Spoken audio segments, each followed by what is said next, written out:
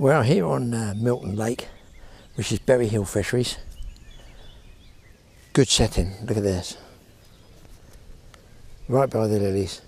I'm not sure that was a fish actually moved out there. And they planted all lilies out there in the middle. So, target fish, Crucians hopefully, might get Tench. It's 9:30, I don't know, probably dawn I'd have got them. It's the Crucians I'm after really. I've got some interesting bait. I've been talking to Dave in the tackle shop. They've got a little small kiosk up there where you can get some information. If Dave or Ian's on, they give you all the tips on, they can't put them on the hook for you guys, they cannot put them on the hook, but they'll give you some tips. So some other guys fishing around here. Beautiful irises and everything up. It's just traditional float fishing, and float fishing is what I'm doing with match rods. I've got some refined ground bait, I'll show you in a second. But what I will say is Dave said fix your float with these rubber float adapters but snip it short, so that's what I'm going to do. I've already got a worm out there, I've had one little tweak on it. It's been in 5 minutes. So I'm calling this float light, I'm watching this as well. This is a float I've got here. It is called a glow tip antenna. So you can shot the float down. Let's put it here so you see the dart. You can go to there, to there, to there, to there. This one takes 3 BB to sort of set it up, and then you can put adjusting shot on to bring it up or down as you so wish. Dave said put these little float valve rubber things on the end, because there's no, if you see there's no eyelet on the bottom to go through, so you'd have to put a valve rubber if you wanted to use it. You might as well use it, but he said rather than push it all the way up, just snip it. This is a tip I haven't even started fishing. In half, put the plastic in the bag. I just wet it a little bit. Slide it up there. If it goes in the lilies, you get a fish, it drags you into the lilies. Obviously it might snag up and you lose it, that's the way it is. And then I'm going to rig up, I've got match rod, my 1 pound match rod from the Skip with some rod rings, caught many a fish. This one is a 3000 reel, because I know some of the reel, but oh, there we go. I'm on guys. Oh, and I'm off. Now that felt like a perch, to be honest. That was on worm. Dave did say try worm, so that's what I'm doing. That was a halfway decent fish. No, I'm all okay, small hook. Well, I think we better get another worm. I did have a little dip on the worm just now, so that's interesting. These, by the way, are, I'm going to clean off for you. It's called a red worm. I just took it through twice. He said the dendrobenus, he personally doesn't like this type of fishing, they're a bit big. So let's send this one out there again. I'm hoping the wind doesn't.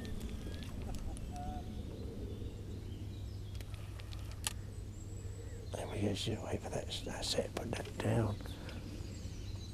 That was a decent fish I lost there. That's talking to you guys that's done that.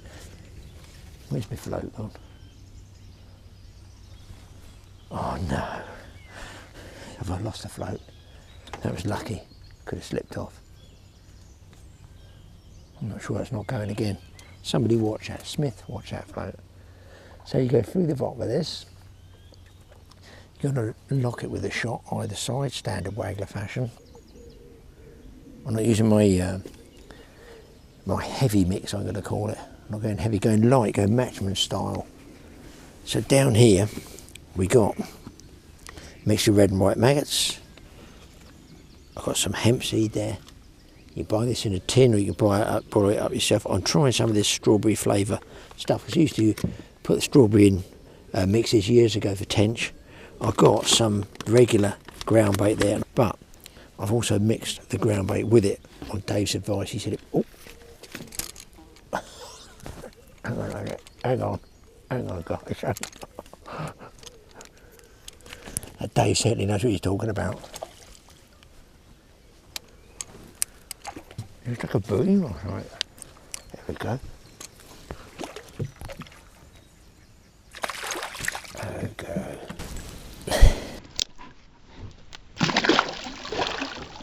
thing is with bream, they are really slimy, and that was on maggots. 3 red maggots there. Wow, rudely interrupted by that fish, but I will explain again. Dave says once those pellets have been soaked sort of like that hemp, just to break it up a bit, you can put this ground bait on top. Now there's loads of these different match types feeds. This one's just called margin mix, and I'm fishing in the margins. I wouldn't like to say what's in it, but Dave said put a bit of that in, as you can see, dry, and that just sort of adds a bit of smell, it fluffs it up. Now what you can do with this strawberry stuff, we used strawberry years ago, what was that other good one we used to use? Can't think of the name of it now. Scopex, that used to be good.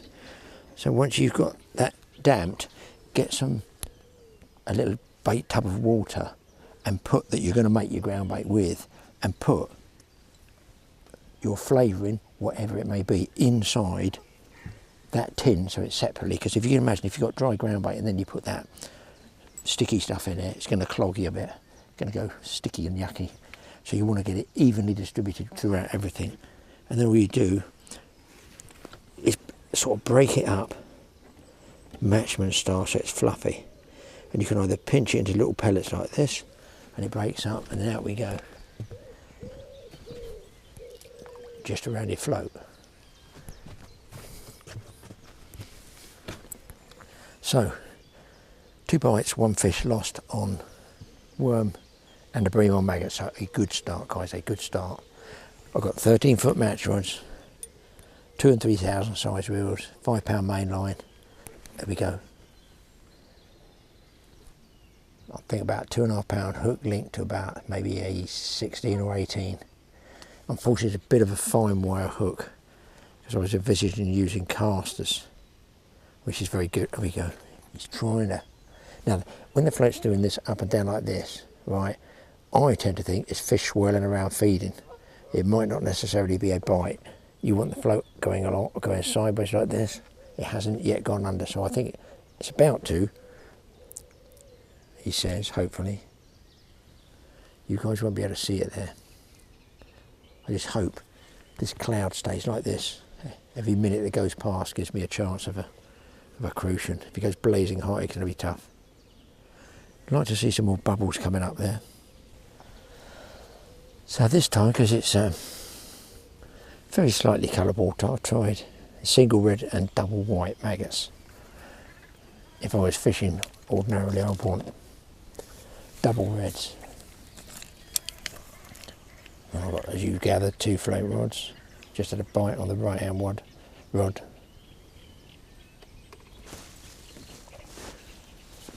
Tip you might want to remember is, with these antenna floats, they're very, very delicate, and the weight of the worm will actually sink it too much, so you might want to undershot it. Like the one on the left, the float on the left is sticking up. I need a little bit more of a shot on that. I haven't got a dust shot to take it down. Well, I just had a fish take me on the drop then. That might be the ones that could be a run, I would think. If it took me on the drop. Oh, nice run. Check this puppy. Bit dodgy swinging that one, Graeme. Look at that. That is one fat rud. Nice fish. There we go. That's what you want to catch on a float fish like that. So I've gone for just double red there. And actually, what I've done is, because there's a little bit of wind, you can see it over here, it's dragging my float towards the lilies.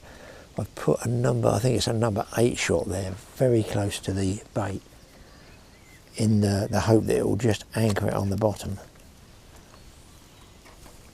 and stop the float dragging.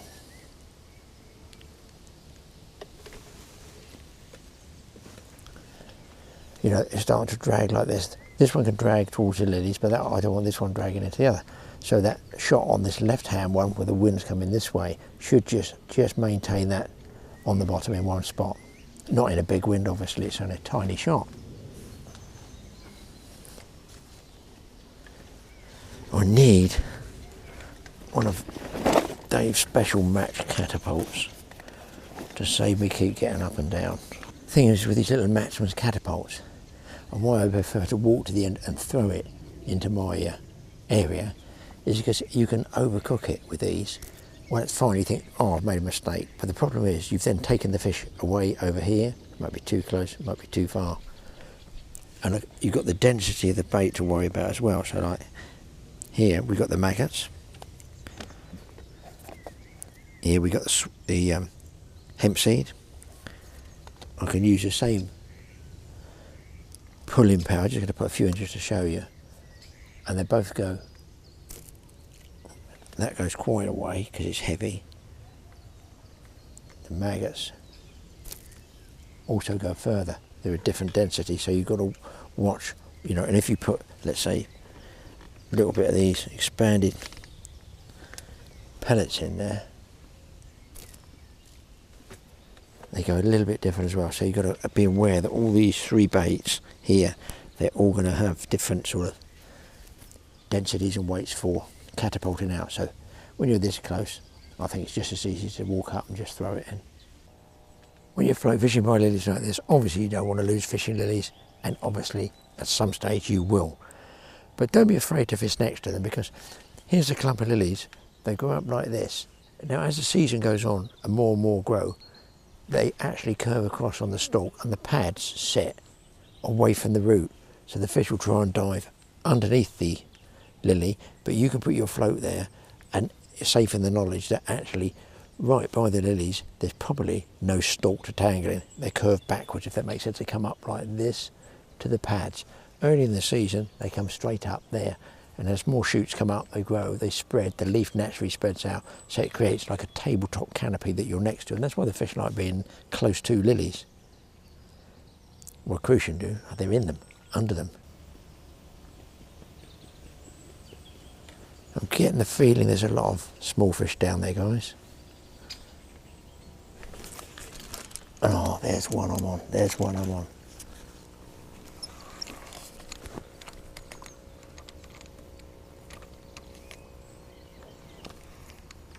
Oh God, pressure.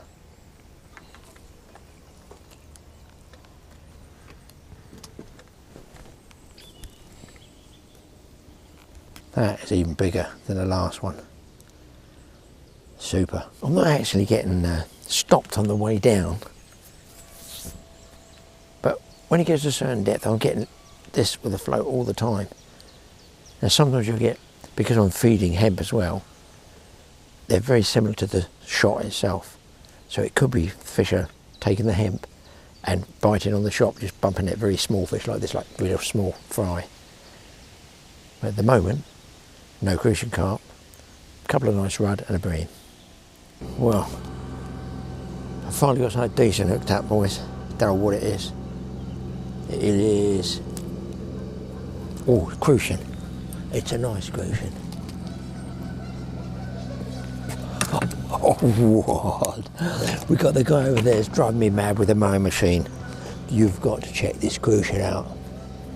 I'm going to have to use this camera because it's just an untold racket. Every time I film at this place, there's somebody doing something with chopping, hacking. I'm hoping you can hear this over that racket over this guy, old boy in the machine. Just check this one out, boys. This is a beauty. Look at this.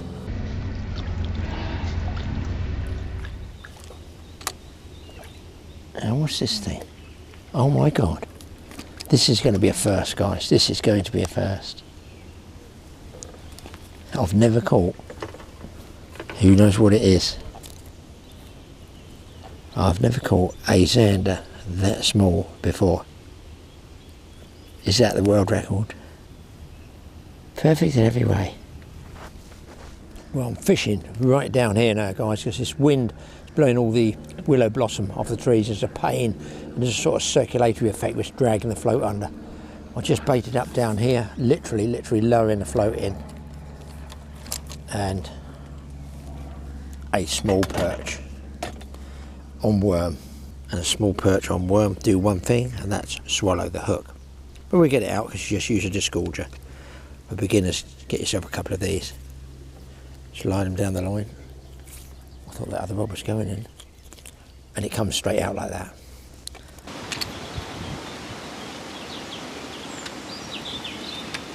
And it's still coming on double red maggots as well. Mind you, I'm either going to have to move or go back to worm a fish out there. Sort of tempted to try quiver tipping out in the middle. Just about to move to another lake, and I thought, just try something different, Graeme. I'll show you exactly where I am. Might need to replumb the depth, but I am lowering the float there. The other one is literally under the rod top. They're actually both like that. And of course there, I can drop my pellets.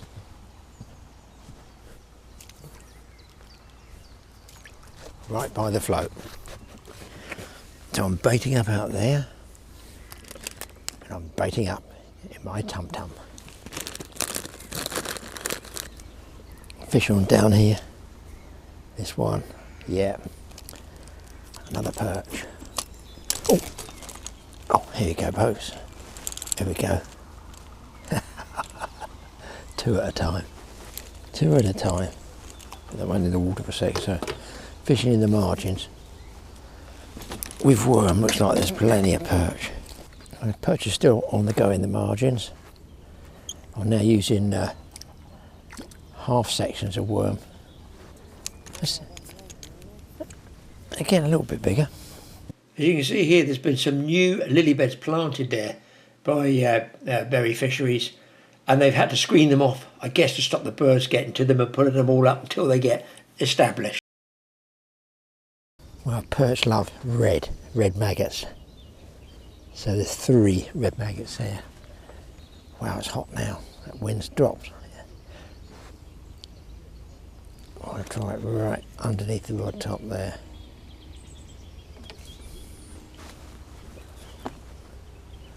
Man, even I can feed accurately at that distance. I've put my other rod out here. Obviously there's plenty of perch in close here. But most of my bait's out there, so I might as well just, now the wind's gone and the blossoms sort of spread out a bit, might as well just leave it out there. Whew, bloody wind's annoying now.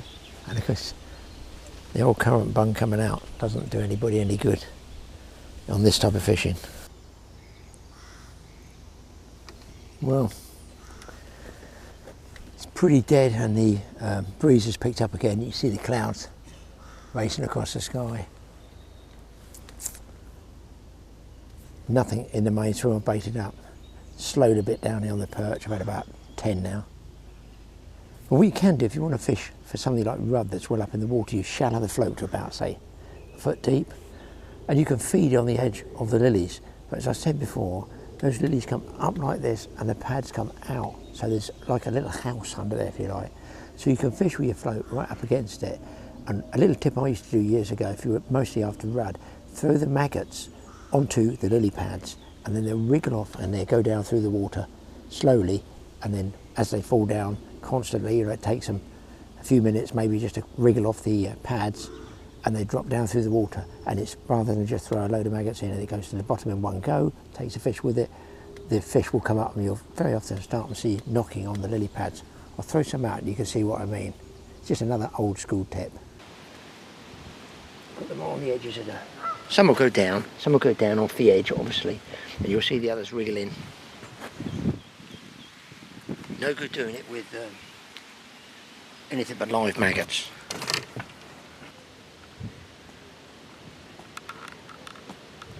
Nice to meet you, sir. Just 1 second, I'm just trying to get me... No worries, mate.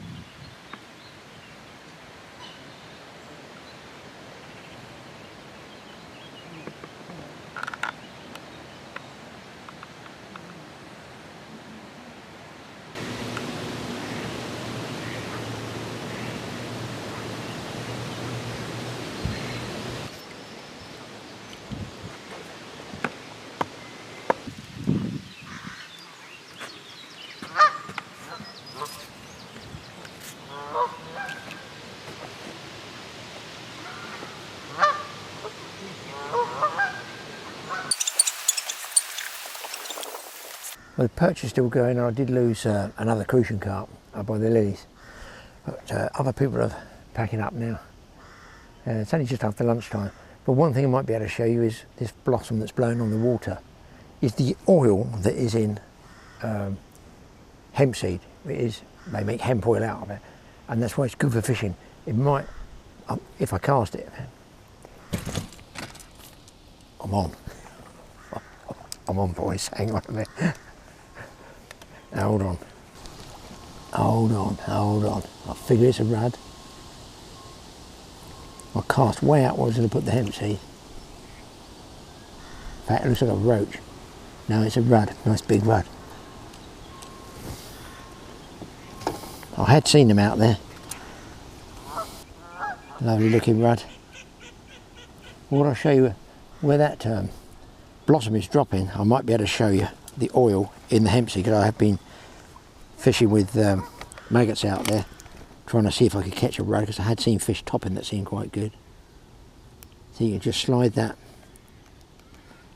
on there, pop straight off. So beginners, get yourself one of those plastic disgorgers. Right, just get a pouch full. I've got some more. It just shows you should be able to stand out depending. You see over there, I'll do it with a big camera as well. So I've got a catapult full here. I'm going to send it out there, and it should give it a second, make a slick area there for the oil. So if you do end up boiling up hemp seed, you do your own. I've done loads of that. I never ever throw all the juice away. I mix it with the ground bait, and that oil comes out in the ground bait. And even now, I'm going to zoom in there and I'll show you in a minute, those particles sinking have actually made the it's like putting sort of fairy liquid, you know, when it smooths everything off. I'll check it out. I'm hoping you can see here that patch in the middle, the centre of the screen, doesn't have all the white blossom on it, because that's the hemp oil. We've catapulted hemp oil in there, and then I'm casting my float into the middle of that sort of slick area. I'm hoping you did see that at previous frame, and that's what comes out of the hemp seed, the actual oil that slicks off the surface.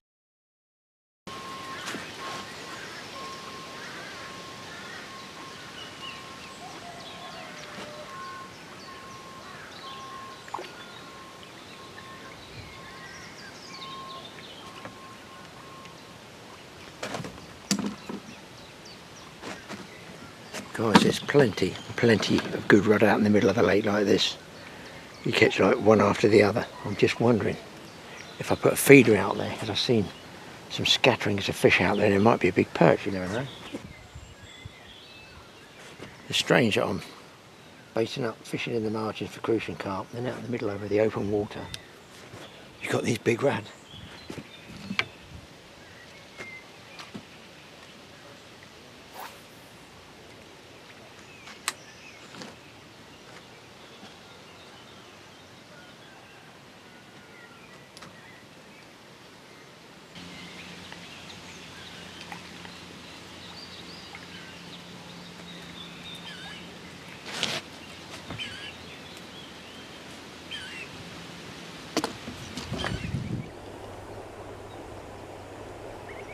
It's hard to believe the lengths that the licence checkers and permit checkers and bailiffs will go to sneak up on you.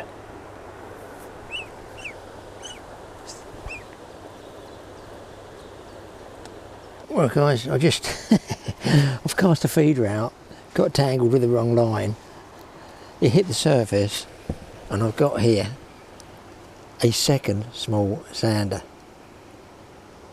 Weird, and it's absolutely digested the worm I had on there.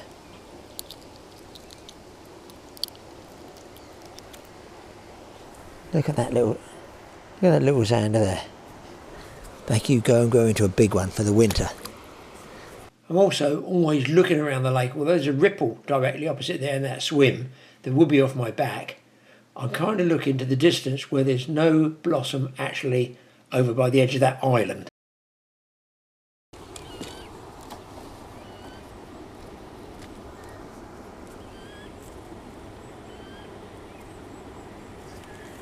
Well, I'm getting bites on the feeder way over there where I saw those fish swirling. But they're Oh, look at this. Great big swim feeder there. Nothing else on the float except perch. And I'm still getting great big fat rudd like this. Big hook, strangling worm. I did think there were good fish over there. I'm kind of surprised I haven't picked a tench up. But can't complain, can we, guys? I mean, look, I've got just a running swim feeder there going up and down the line. Swivel to stop it. 5 or 6 pound line straight through. And I've been fishing with like a 16 and about 2.5 pound hook link. And obviously it appears perhaps no need. Certainly for the rudd in there, because they're a good average size. I use a mishmash of all this stuff. This smells nice, I could rub this all over. Splash it all over, as Henry Cooper used to say. Shows my age there. Who knows what it was called? Aftershave for men. Mine's bream slime. I just popped this feeder a couple of times to try and get the feed out. And I'm putting it really high. The reason for putting it really high is so I can see it out the corner of my eye there while I'm float fishing down here. There's a hole in the sky. If I put it against the green, I won't see it. Back comes all the willow blossom. I'm still toying with the idea of changing lakes. I toyed with the idea of changing swims, but looking around, I saw another gentleman over there, he's been there all day. He moved around, looked right next to me. So I'm figuring, probably I've had more action than he is, and he thinks the fish are all up here. Oh, look. Do you see that swirl? That looked like a tench or a crucian. Maybe I should hang on here. So I don't know whether to put more feed in.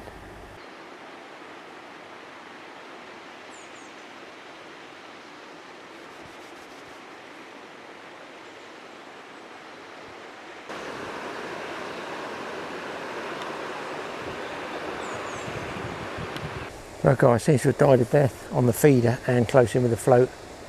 Ducks are invading me. Go on, clear off. It's very windy over on the other lake as well. Picking up, I think I might as well have a move, so you try another lake. I've got the feeder just hanging right down here with worms on it, but I sort of feel it's not going to happen. So if I'm going to blank now for the last couple of hours, I might as well blank over there.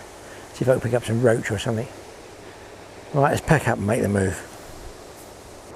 A strangling great worm, and I'm hooked up here. It's definitely not a carp, but it's a reasonable fish. Is it a perch? It's on the float in the margin. I actually didn't see the float go, I saw the rod moving across the decking. Is that a roach? It could be one of the roach I'm after. No, it's a big rudd again. Whoa, it's just a swinger. That is just about a swinger.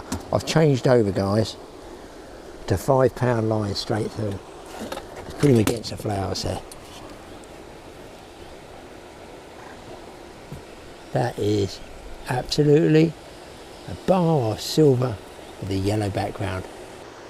Well, you guys probably know that I normally turn up at a fishery with about half a bakery of bread.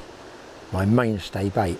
But listen, if you just want some, like I've got maggots, hemp, if you might have casters, you might have prawns, whatever. If you want some bread, just take a couple of slices out from a slice pack, but the secret is, especially in summer, warm weather, don't let it dry out. So get a bit of cling film, or what they call saran wrap around it. Just keep it all sealed up, even if, like I've done, I've taken a piece out there. Keep it sealed up and keep it in the cool, just under the shade of your chair, something like that. That way, that bread is still soft. It's been out all day, but it's been covered up. There's no air, there's no heat getting to it. That's going to see me through the rest of this session. Little tip, a couple of slices of bread, like cling film it, and you've always got a change bait. You don't have to take the whole loaf with you. I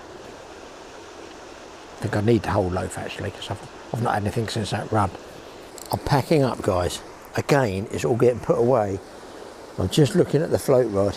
It dithers, it twitches, it slides away. I think it's a rudd. No. It's a carp on a size 20. Wife's just phoned, I'm packing up. I said I'll be home until she's going to put the fish fingers on, of all things. I say I'll probably lose this fish. He's burying in that over there, and I've only got a small hook. I can only put so much on him. Oh, he's gone. And game over. It was a carp. Buried me in the weed. Hook's in there. Somewhere. There. So he didn't break off, just buried me in that weed under there. Happy days, but still, I can't grumble. It was a last minute fish. Well, still going on the small perch. So guys, I think I'm going to call it quits. I've had quite a few fish, got a lot of small fish. Whatever. Had a lot of small fish, and I've only just put the phone on and it's away with the fairies. Well, I'm on again, guys, and the old mower's coming around this side now. I think he got me out of line.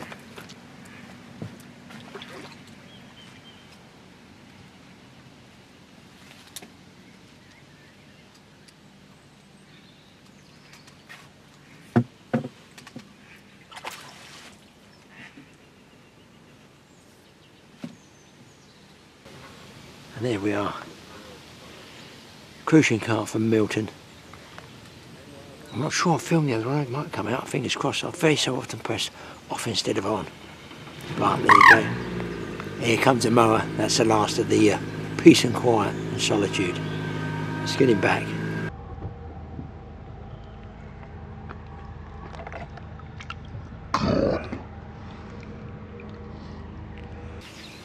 Now, the reason I mentioned, didn't get time earlier on, about baits is because you got a worm like this. Here, alright. I just took it twice. I'm going to say quarter away, a quarter to a third of way in. I pop that over the eye or the spade end of the hook. And I'll just nick it once more. Okay, but when you look at that, the fish could take it up here, or he could take it from down there. And if he just nips this end or that end, you know, and you strike too fast, you're going to miss a fish. So with the worm, you can literally afford to pause a little bit so they've actually got the bait. Let's get this one out. That was close to the lilies.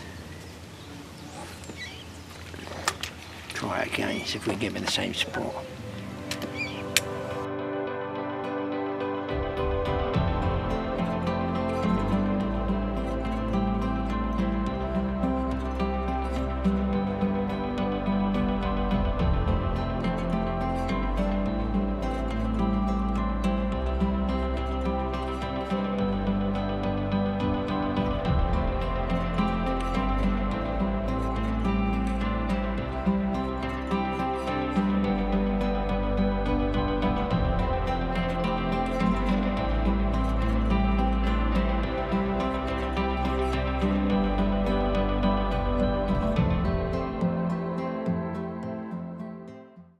So another tip is, if you've got a strong right to left wind, which I've got here, putting the belly in the line with that willow blossom up against it, it's tempting to try and sort of mend the line all the time, and that's going to drag the float out of position. Sometimes it will pay you to strike, leaving the bend and the friction of the line going through the water to actually set the hook. So in other words, from the float, imagine it going all the way down there. I just strike here and the pull goes through the water. The resistance of the water on the line gives you something to strike against. That's what I found anyway. Maximum might find it different.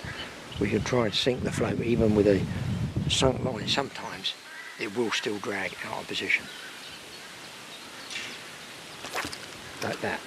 That was striking through the bend of the line. It's a very nice run out there, people.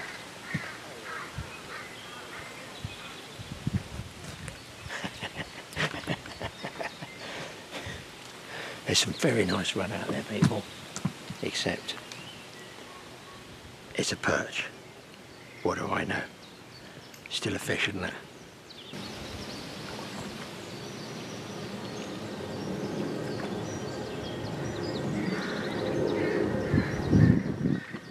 Pretty well a fisher chuck, guys.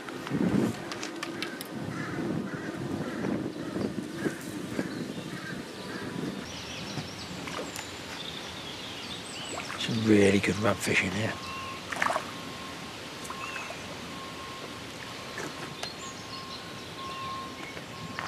Almost netting size fish, look.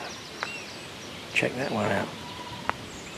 And that's all distance fishing with a waggler. Lovely fish.